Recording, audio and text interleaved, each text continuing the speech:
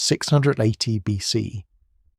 The Mesopotamian plain shimmered under a merciless sun as King Sennacherib of Assyria stood atop the walls of Nineveh, watching smoke rise from a dozen burning cities on the horizon. For 300 years, the Assyrian war machine had crushed every opponent it faced. Egyptians, Babylonians, Elamites, Hittites, all had bent the knee or been destroyed. But one enemy remained, one kingdom that had resisted, rebelled, and refused to accept Assyrian supremacy. The mountain kingdom of Elam, nestled in the Zagros Mountains of what is now southwestern Iran, had been a thorn in Assyria's side for generations. They raided Babylonian cities under Assyrian protection. They sheltered rebels and pretenders to the Babylonian throne. They had even dared to invade Assyrian territory, looting temples and carrying away sacred statues. Sennacherib had tried to break them. His son Esarhaddon had tried. Now, in 653 BC, it fell to Ashurbanipal, the last great king of Assyria, to finish what his ancestors had started. What followed would be the most brutal campaign in Assyrian history, a war of annihilation so complete that Elam would cease to exist as a political entity for over a century. This is the story of how the Assyrian war machine broke its last enemy, and how, in doing so, it broke itself. The Assyrian Empire at its height in the 7th century BC was the largest and most powerful state the ancient world had ever seen. Stretching from the Persian Gulf to the Mediterranean, from the mountains of Anatolia to the deserts of Egypt, it encompassed perhaps 15 million people, speaking dozens of languages. At its heart was the most sophisticated military organization in human history to that point. An army of professional soldiers, supported by engineers, scribes, and logisticians, capable of projecting force across thousands of miles of hostile terrain. The Assyrian army that marched against Elam in 653 BC was a perfectly honed instrument of destruction. At its core were approximately 50,000 regular troops, career soldiers who trained year-round and were paid directly by the king. These weren't farmers conscripted for seasonal campaigns.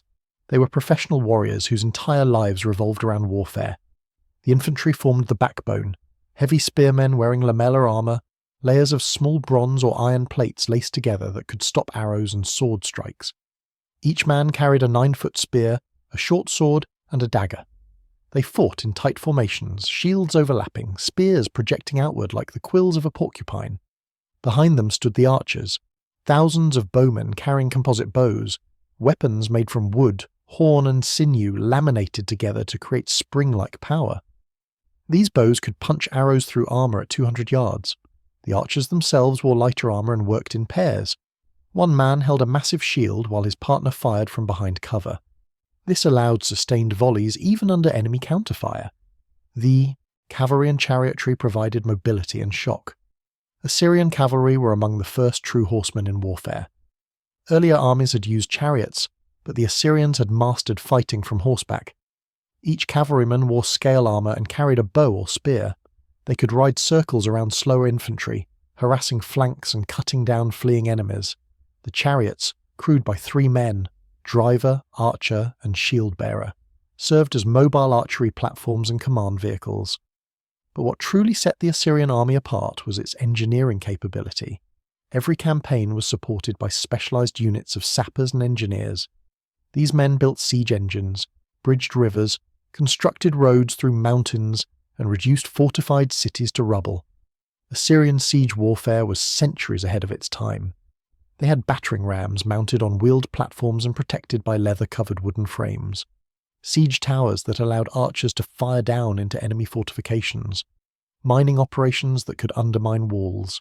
Psychological warfare that combined military pressure with propaganda to convince defenders that resistance was hopeless. The logistics were equally impressive.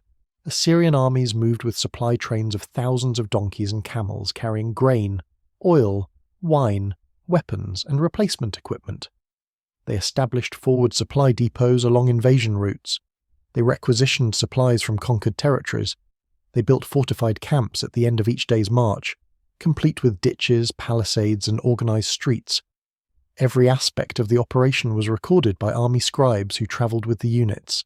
They documented daily rations, equipment losses, enemy casualties, loot captured, and cities destroyed. We know so much about Assyrian military operations because they obsessively recorded everything. King Ashurbanipal himself was the most educated and cultured of Assyrian monarchs. He could read and write in Akkadian and Sumerian.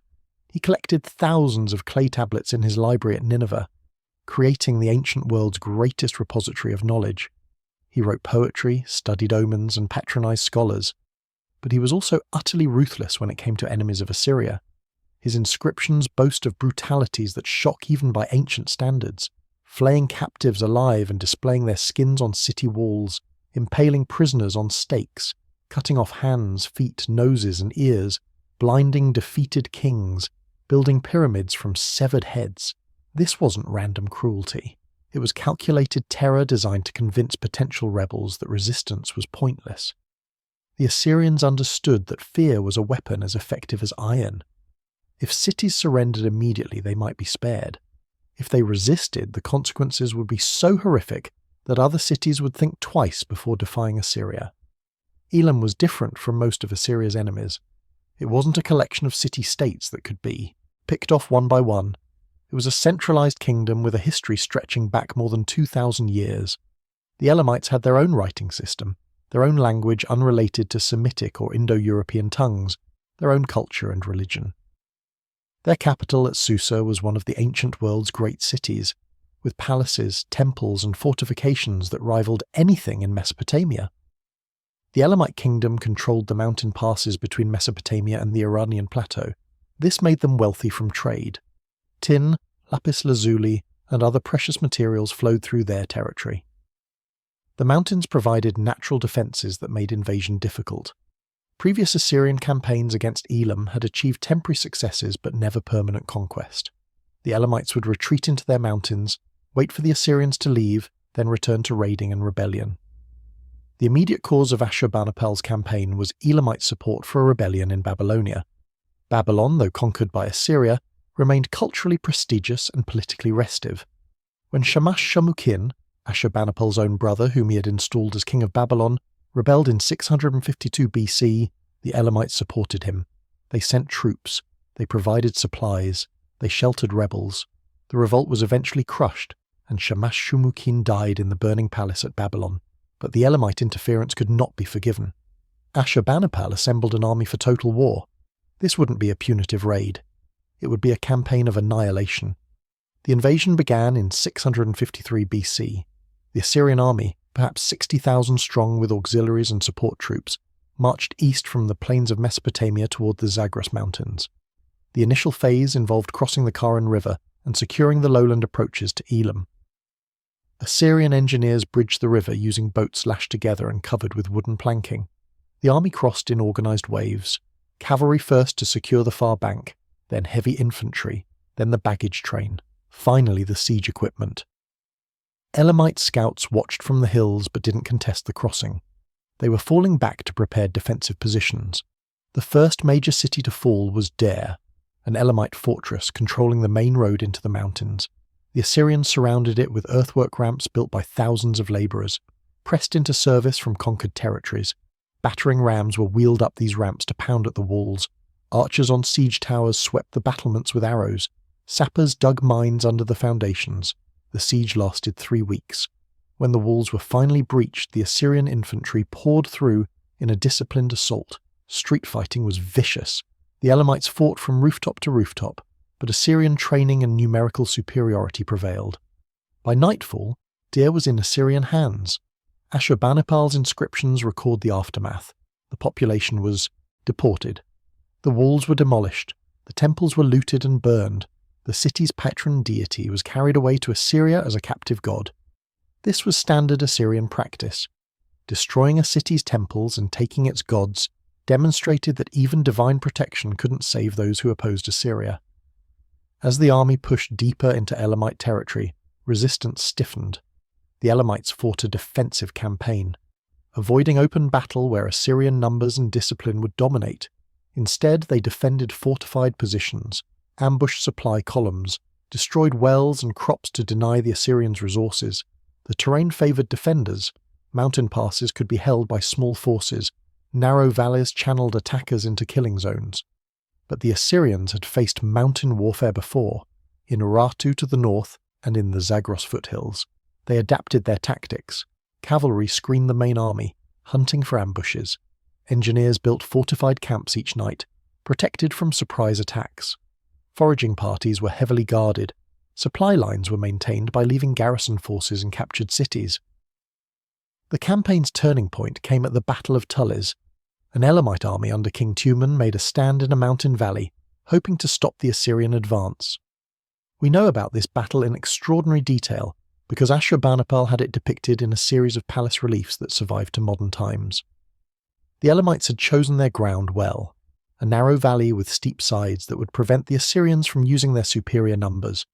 Tumen positioned his infantry across the valley floor with archers on the slopes. His plan was to engage the Assyrian vanguard in the confined space where they couldn't maneuver, then roll down from the heights to strike their flanks. But Assyrian reconnaissance had spotted the trap. Instead of pushing straight into the valley, Ashurbanipal sent cavalry and light infantry up the slopes on both sides. This was dangerous, fighting uphill against a prepared enemy. But Assyrian discipline held. The infantry advanced in short rushes, shields raised against arrows. When they reached the Elamite positions, brutal hand-to-hand fighting erupted. Meanwhile, the main Assyrian army entered the valley in tight formation. When Tumen committed his reserves to counter the flank attacks, the Assyrian centre surged forward. The Elamite line broke. Tumen tried to rally his troops but was cut down by Assyrian cavalry. According to the palace reliefs, the king was killed by 2 soldiers who beheaded him on the battlefield. His head was cut off and sent to Ashurbanipal as proof of victory. The death of their king shattered Elamite resistance. The army disintegrated, soldiers fleeing into the mountains. Assyrian cavalry pursued for miles, cutting down fugitives. The reliefs show piles of severed heads being counted by scribes, while Assyrian soldiers drink from a river running red with blood. This may be artistic license, but it conveys the scale of slaughter. With the main Elamite army destroyed, the road to Susa lay open. The Assyrians marched on the capital. Susa was one of the ancient world's oldest continuously inhabited cities. For 3,000 years, it had been a centre of power and culture. Its temples held treasures accumulated over millennia. Its palaces housed the Elamite nobility. Its walls had never fallen to a foreign enemy. That was about to change. The siege of Susa was methodical and overwhelming.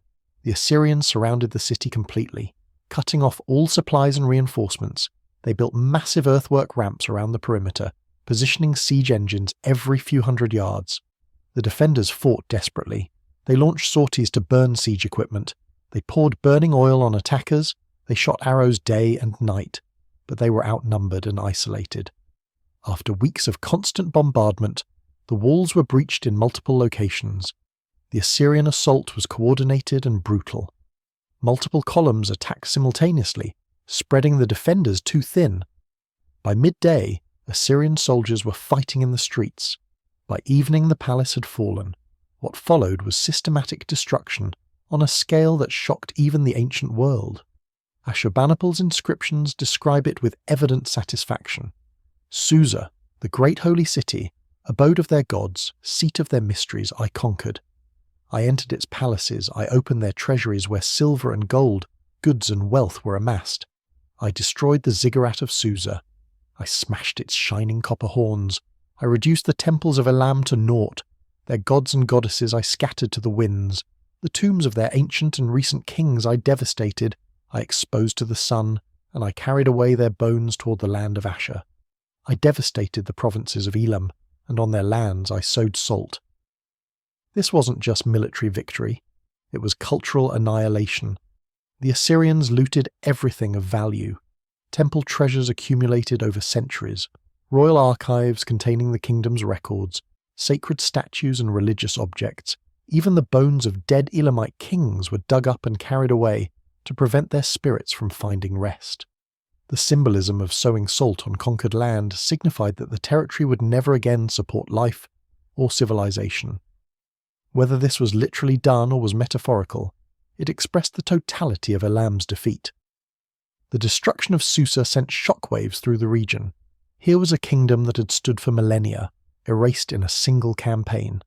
The psychological impact was exactly what Ashurbanipal intended. Other potential rebels saw what happened to those who opposed Assyria and reconsidered their plans. But the campaign didn't end with Susa's fall. Over the following years, Ashurbanipal launched repeated expeditions to hunt down the last remnants of Elamite resistance. The new Elamite king, Humband. Haltesh, who had fled Susa, was tracked down and killed. His successor suffered the same fate.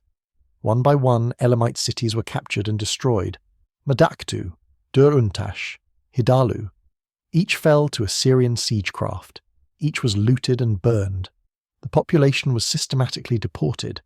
Hundreds of thousands of Elamites were forcibly resettled in Assyria and other parts of the empire. This wasn't simply cruelty. It was deliberate policy. Deportation served multiple purposes. It removed potential rebels from their homeland where they might organize resistance. It provided labor for Assyrian agriculture and construction projects. It broke apart ethnic and tribal identities by scattering related groups across vast distances. And it terrorized other subjects of the empire who saw that resistance meant not just death, but the complete erasure of their society. By 646 BC, Elam as a political entity had ceased to exist. The cities were ruins, the population was scattered, the royal dynasty was extinct, the temples were desecrated, even the land itself, according to Assyrian records, was left desolate. For the next century, no centralized Elamite state would emerge. The region would remain a backwater, controlled by local chiefs and bandits, until the rise of the Persian Empire under Cyrus the Great would give it new political importance. But the Elam that fell to Ashurbanipal never truly recovered. Its language eventually died out. Its distinctive culture was absorbed into the broader Iranian milieu. The continuity stretching back to the 3rd millennium BC was broken forever. The victory over Elam represented the peak of Assyrian military power. The army had demonstrated that no enemy, regardless of natural defences or historical prestige, could stand against Assyrian determination and military technology. The campaign had showcased every aspect of Assyrian warfare at its finest: strategic planning, logistical sophistication, engineering excellence, tactical flexibility, disciplined execution, psychological warfare, and absolutely ruthless application of force. But the Elam campaign also revealed cracks in the Assyrian system. The war had been extraordinarily expensive. Maintaining an army in the field for years far from Assyrian home territory required enormous resources. The supply lines stretched across hundreds of miles. The casualties, though victories were won, had been significant. Professional soldiers could be trained, but it took years. The deportation of Elamites and integration of conquered territory required administrative resources that strained Assyrian capacity. More fundamentally, the total destruction of Elam removed a buffer state between Assyria and the Iranian plateau. In the coming decades, this would prove problematic. The Medes, an Iranian people from farther east, would begin expanding into the power vacuum left by Elam's destruction. Within a generation, they would become a major threat to Assyria itself. The Assyrian strategy of total conquest created a paradox. Each enemy destroyed removed a potential threat, but it also removed a buffer and required resources to occupy and administer. The more successful Assyria became at destroying enemies, the more overextended it became. The empire's borders touched potential adversaries in every direction. There was no safe frontier. Ashurbanipal himself seemed to sense that the victory over Elam represented both a triumph and a burden. His later inscriptions become more melancholy, focusing on his scholarly achievements rather than military victories. He commissioned the Great Library at Nineveh, collecting copies of every text he could find. It's as if he understood that military glory was transient, but knowledge might endure. He was right. Within 30 years of his death around 627 BC, the Assyrian Empire collapsed. The Babylonians, who Assyria had dominated for centuries, rebelled. The Medes invaded from the east. Egypt broke away. In 612 BC, a combined Babylonian and Median army besieged Nineveh. The great capital that had been the centre of the world's most powerful empire fell after a 3-month siege. The city was thoroughly destroyed. So thoroughly that when Greek travellers passed through the region a few centuries later, they didn't realise the mounds of ruins had once been Nineveh. The fall was astonishingly rapid. Within a single generation, an empire that had dominated the Near East for 3 centuries was completely erased. The Assyrian heartland was devastated. The cities were destroyed. The population was killed or deported by Vengers eager to repay Assyrian brutality. The royal dynasty was extinct. Within a few more generations, Assyrian identity itself began to fade. The language survived as a dialect of Aramaic. Small communities of Assyrian Christians would preserve some cultural continuity. But the great power that had terrified the ancient world was gone. What caused this spectacular collapse? Historians have debated the question for over a century. Part of the answer lies in the very military system that had made Assyria dominant. The professional army was expensive. Maintaining it required constant tribute from subject peoples. When that tribute could no longer be extracted, either because subjects rebelled or because they had been bled dry, the army couldn't be sustained. The policy of total war against enemies like Elam had depleted Assyrian manpower. Centuries of constant campaigning had casualties. Sons didn't always follow fathers into military service. The pool of experienced Assyrian soldiers gradually shrank even as the empire's frontiers expanded. The administrative system, though sophisticated, was brittle. It depended on absolute loyalty to the king. When succession disputes arose, as they did after Ashurbanipal's death, the system fractured. Provincial governors became warlords. Allied kingdoms saw opportunity in Assyrian weakness. Once the perception of invincibility was broken, the psychological basis of Assyrian rule crumbled. The terror that had kept subjects compliant became rage that fueled revenge. The policy of deportation and cultural destruction that had broken enemies like Elam created bitter hatred among survivors and their descendants. When Assyria finally stumbled, there was no shortage of people eager to participate in its destruction. The same ruthlessness that had built the empire ensured that its fall would be total. No one wanted to risk Assyria rising again. But perhaps the deepest cause was strategic overextension. The victory over Elam had been too complete. By utterly destroying a major regional power, Assyria had created instability on its eastern frontier. The Medes who filled the vacuum proved far more dangerous than the Elamites had ever been. The resources expended to conquer and destroy Elam might have been better used strengthening defences closer to home. There's a lesson here that echoes through military history. Total victory can plant the seeds of defeat. The Roman Empire would face similar challenges after destroying Carthage. Nazi Germany's quest for total victory in the Soviet Union would lead to its own destruction. The United States would struggle with the aftermath of totally defeating Iraq's military in 2003 without planning for what came next. The Assyrians pioneered this pattern. They demonstrated that a military machine can become so effective at destroying enemies that it destroys the conditions for its own survival. For Elam, the Assyrian victory was an absolute catastrophe from which it never recovered. For Assyria, it was a Pyrrhic triumph that exhausted the empire at the moment of its greatest success. In 646 BC, when Ashurbanipal sowed salt on Elamite soil and carried away the bones of dead kings, he believed he had achieved immortality through conquest. His empire seemed unchallengeable. His army appeared invincible. His enemies were destroyed or terrified into submission. 34 years later, Nineveh was burning and Assyrian refugees were fleeing into the mountains that had once sheltered Elamite survivors. The wheel had turned. The war machine that had broken every enemy had broken itself through the very totality of its victories. Today, when you visit the ruins of Susa in southwestern Iran, you can still see the destruction layers from the Assyrian conquest. Burned brick, collapsed walls, the remains of temples that were never rebuilt. In the museums of Tehran and Paris, you can see Elamite artwork that survived because it was looted and carried away rather than destroyed in place. In the British Museum, you can see Ashurbanipal's palace reliefs showing the conquest of Elam in brutal detail. The severed heads, the destroyed cities, the king's victory feast where Tumen's head hangs from a tree while Ashurbanipal and his queen dine in celebration. These artifacts tell the story of empires that dominated their world through military excellence, strategic vision, and absolute ruthlessness. They also tell the story of empires that discovered too late that total victory can be indistinguishable from the beginning of defeat.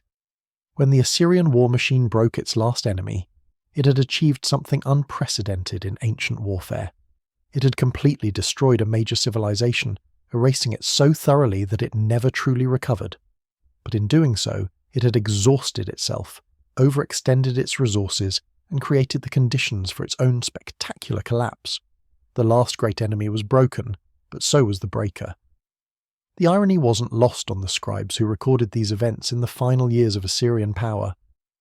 In the royal archives at Nineveh, clay tablets from the reign of Ashurbanipal's successors show a marked change in tone. Where earlier inscriptions boasted of conquered territories and destroyed enemies, later texts focused on defensive measures, appeals to the gods for protection, and increasingly desperate attempts to maintain control over rebellious provinces. The transformation from supreme confidence to existential anxiety took less than 2 decades. The mechanics of imperial collapse are visible in the archaeological record with unusual clarity. In cities across the Assyrian heartland, construction projects were abandoned mid-build. Palace extensions left incomplete. Temple renovations halted. Defensive walls reinforced hastily with whatever materials were available. The carefully planned, magnificently executed building programs that had characterized Assyrian rule gave way to improvisation and desperation. The resources that had flowed into Nineveh from across the empire dried up as provinces stopped sending tribute. Without that tribute, the professional army couldn't be maintained. Without the army, provinces couldn't be compelled to pay. The system that had seemed invincible entered a death spiral. The Babylonian rebellion that began in 626 BC under Nabopolassar exploited every weakness the Elamite campaign had created. Nabopolassar was a Chaldean chieftain from southern Mesopotamia, the same region that had supported Shamash Shumukin's revolt 2 decades earlier. He understood Assyrian military tactics because he had probably fought for them. He knew their logistics because he had observed them. Most importantly, he recognized that the Assyrian army, though still formidable, was overstretched and exhausted. His strategy was patient and methodical. Rather than confronting Assyrian field armies directly, he focused on capturing and holding cities. Each city taken was fortified and garrisoned. Each victory attracted more supporters. Babylonian priests who resented Assyrian religious policies rallied to him. Merchants who chafed under Assyrian taxation funded his forces. Within 2 years, he controlled most of Babylonia. The Assyrian governors sent to restore order were defeated in detail, their armies ambushed and destroyed piecemeal. What made Nabopolassar's rebellion different from earlier Babylonian revolts was his alliance with the Medes. The Median kingdom under Cyaxares had been expanding steadily since the 620s BC, filling the power vacuum in western Iran that Elam's destruction had created. The Medes were formidable warriors, cavalry archers who could match Assyrian mobility while fighting in their preferred mountain terrain. More importantly, they had no cultural ties to Mesopotamia and no interest in preserving Assyrian institutions. Where earlier rebels might have sought to replace Assyrian rulers while maintaining the imperial structure, the Medes wanted only destruction and plunder. This made them perfect allies for Nabopolassar. In 614 BC, Median forces attacked the Assyrian heartland directly, bypassing Babylonian territory entirely. They struck at Ashur, the ancient religious capital of Assyria, the city from which the empire took its name. The city had stood for over 2,000 years. Its temples housed the supreme god Ashur and generations of royal ancestors. Its symbolic importance exceeded even Nineveh. The Medes besieged it with armies reportedly numbering 100,000 men, though ancient numbers are always suspect. What's certain is that the attack was overwhelming. The defenders, perhaps 10,000 soldiers and armed citizens, held out for weeks. But without relief from Nineveh and without hope of resupply, the outcome was inevitable. When Ashur fell, the Medes did to it exactly what Ashurbanipal had done to Susa. The temples were looted and burned, the royal tombs were desecrated, the city walls were demolished, the population was massacred or enslaved, the sacred statues of Ashur and other Assyrian gods were carried away as trophies. The Babylonians, arriving too late to participate in the assault, found their Median allies already dividing the spoils. Nabopolassar and Cyaxares formalized their alliance with a treaty sealed by royal marriage. Nabopolassar's son Nebuchadnezzar, the future destroyer of Jerusalem, married a Median princess. This alliance would prove unbreakable. The two powers had divided the Assyrian carcass between them before it was fully dead. 2 years later, in 612 BC, the combined Babylonian-Median army marched on Nineveh itself. The great capital had never fallen to an enemy. Its walls stretched for miles, thick enough that chariots could race along the top. Its garrison was tens of thousands strong. Its magazines held supplies for years. but the city was swollen with refugees from the countryside, straining resources. The surrounding agricultural land had been devastated by years of warfare. Most critically, the relief armies that might have saved Nineveh couldn't reach it. Assyrian forces were scattered across the empire, trying to hold down rebellions in Egypt, Syria, and Anatolia. Those units that tried to march to Nineveh's aid were intercepted and destroyed by Median cavalry. The siege lasted 3 months, from summer into autumn of 612 BC. The attackers used Assyrian siege techniques against their inventors. Battering rams pounded the walls, sappers dug mines beneath the foundations, assault towers were wheeled forward. According to later Greek sources, probably based on Babylonian accounts, the Susa River, which ran through the city, flooded during a storm. The surge of water undermined a section of wall, creating a breach the attackers exploited. Whether this actually happened or is legendary embellishment, we know the walls were breached and the city stormed. The fall of Nineveh was accompanied by slaughter that matched anything Assyria had inflicted on its enemies. The Babylonian Chronicle, a contemporary source, records the city was turned into ruined hills and heaps of debris. Later, Greek historians claim the king, probably Sinsharishkun, perished in his burning palace rather than surrender. Archaeological evidence confirms massive destruction. Excavations at Nineveh have uncovered layers of ash and burned material several feet thick. Skeletons showing evidence of violent death. Shattered palace reliefs deliberately smashed. The great library of Ashurbanipal survived only because the clay tablets were fired in the conflagration, preserving them when papyrus and wooden documents turned to ash. The destruction was so complete that within a generation people had forgotten where Nineveh had stood. The city that had terrified the world became a cautionary tale, a symbol of the impermanence of earthly power. The Hebrew prophet Nahum, writing shortly after Nineveh's fall, expressed the joy of Assyria's former victims. Woe to the city of blood, full of lies, full of plunder, never without victims. All who hear the news of you clap their hands at your fall, for who has not felt your endless cruelty? The survivors of Assyria's ruling class fled west to Haran, where the last remnants of the empire held out for a few more years. Ashur-uballit-su, the final Assyrian king, maintained a rump state with Egyptian support, but it was hopeless. In 609 BC, Haran fell to the Babylonians. Ashur-uballit disappeared from history. The Assyrian Empire, which had dominated the Near East for 3 centuries, ceased to exist. The speed and totality of the collapse shocked the ancient world. Kingdoms that had paid tribute to Assyria for generations suddenly had to navigate a new political landscape. Egypt, freed from Assyrian domination, tried to assert control over Syria and Palestine. The Babylonians and Medes divided the former Assyrian territories. A new international order emerged with stunning rapidity. For the Assyrians themselves, the fall was catastrophic beyond measure. Unlike other conquered peoples who might preserve their identity under foreign rule, the Assyrians had made themselves so hated that no one wanted to preserve their culture or institutions. The language survived as a dialect, but Assyrian political identity was deliberately suppressed. Cities were left in ruins rather than rebuilt. The name Assyria itself became synonymous with cruelty and fall. Within the broader story of Assyrian collapse, the fate of Elam takes on additional layers of meaning. The campaign that destroyed Elam had been Assyria's greatest military achievement. It demonstrated absolute mastery of siege warfare, logistics, and strategic planning. It showed that even the most defensible terrain and most ancient kingdoms couldn't resist Assyrian power. But it also marked the beginning of the end. The resources expended, the manpower losses, the strategic overextension, the creation of a power vacuum on the eastern frontier, all of these factors, barely noticeable in the moment of triumph, accumulated into systemic weakness. Modern historians studying the fall of Assyria often cite the Elamite campaign as a turning point, though contemporaries wouldn't have seen it that way.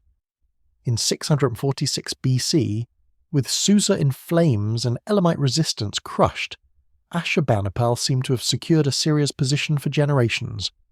Who could challenge an empire that had just destroyed a kingdom that had stood for millennia?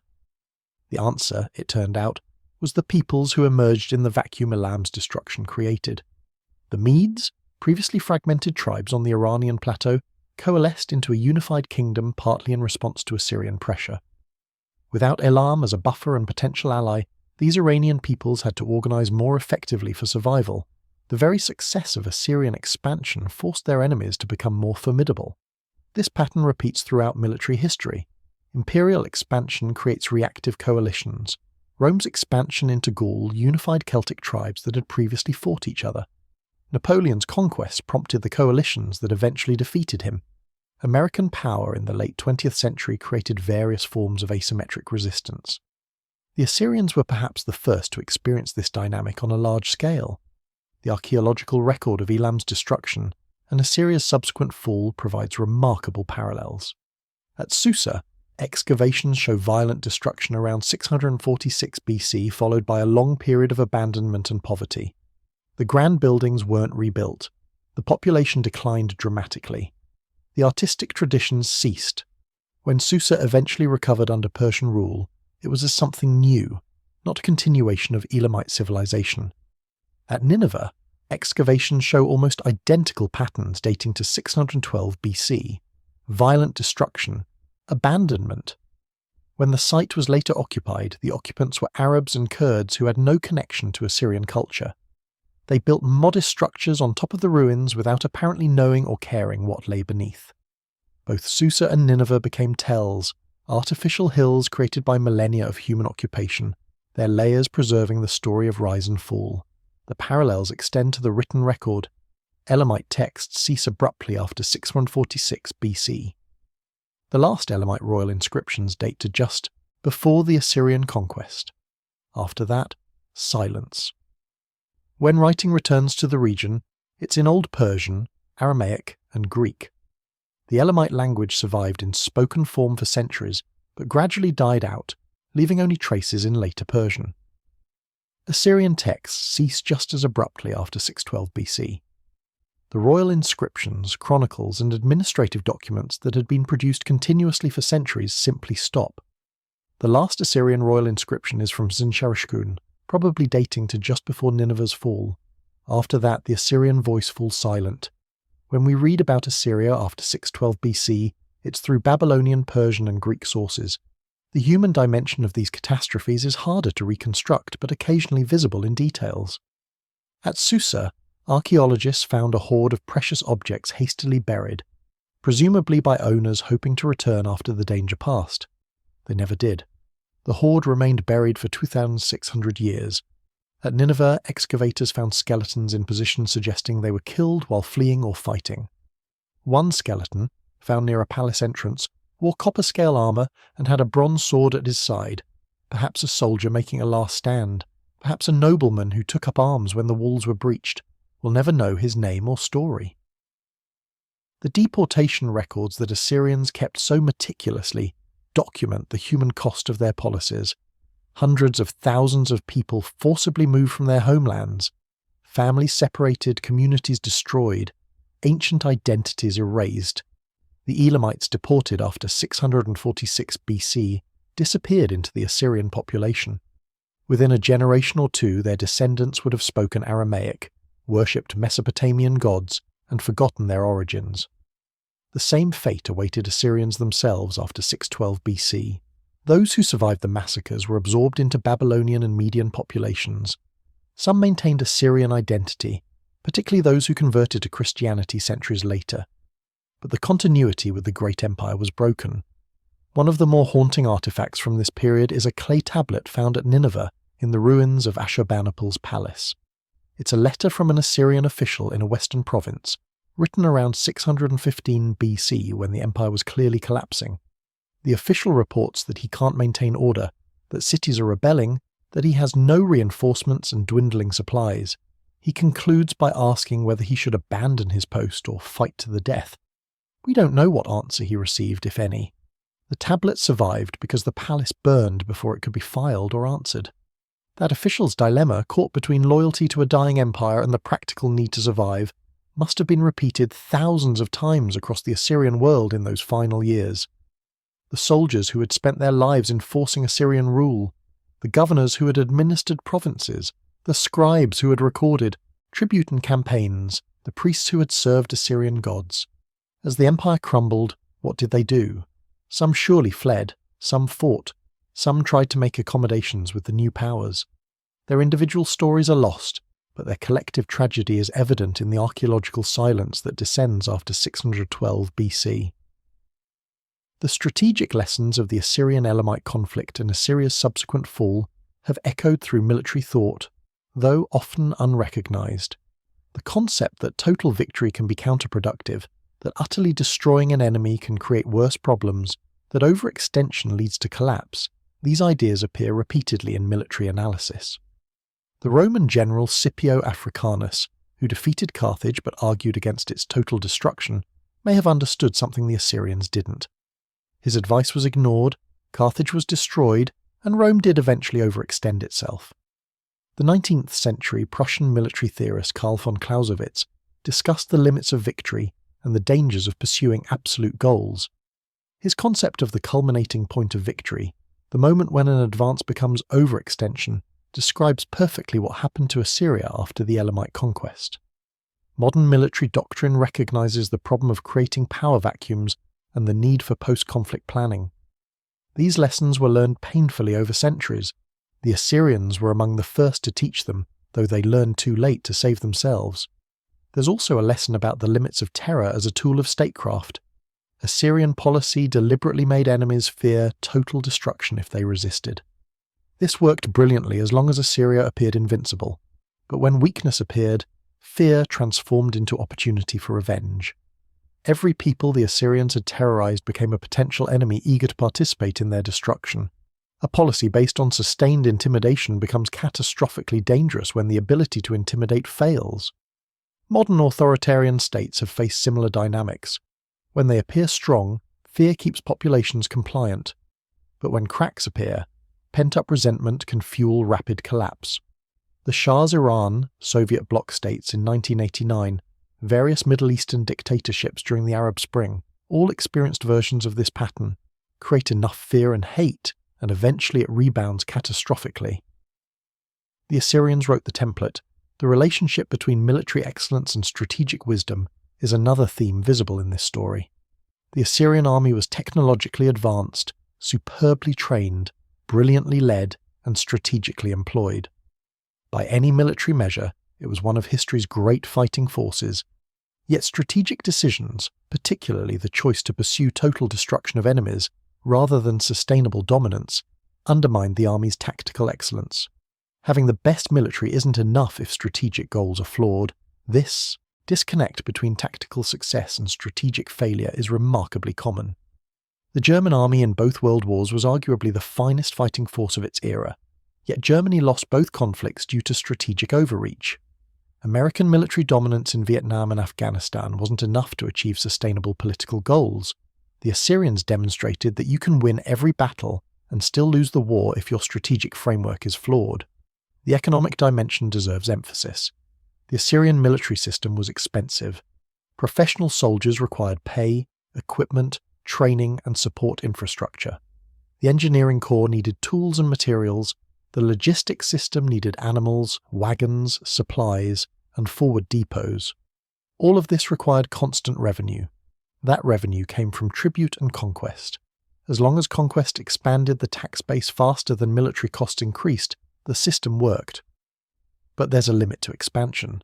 Eventually you reach natural barriers, oceans, mountains, deserts, or you face enemies strong enough to make conquest prohibitively expensive. When expansion stops, costs continue while revenue stagnates. The Elamite campaign probably represented the limit of profitable expansion.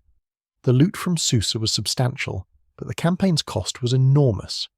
The subjugated territory was mountainous and difficult to administer. The deportation and destruction meant there was little productive capacity left to tax. It was a strategic dead end, pursued for reasons of prestige and revenge rather than economic benefit. After the Elamite campaign, Assyria had no significant conquests. The following decades involved trying to maintain control over existing territories. But rebellions are expensive to suppress, and suppression doesn't generate net revenue. The empire entered what economists would call a late-stage imperial crisis. Costs exceeded revenues. Debasement of currency and increased taxation couldn't close the gap. The military had to be downsized or paid irregularly, reducing effectiveness precisely when threats were increasing.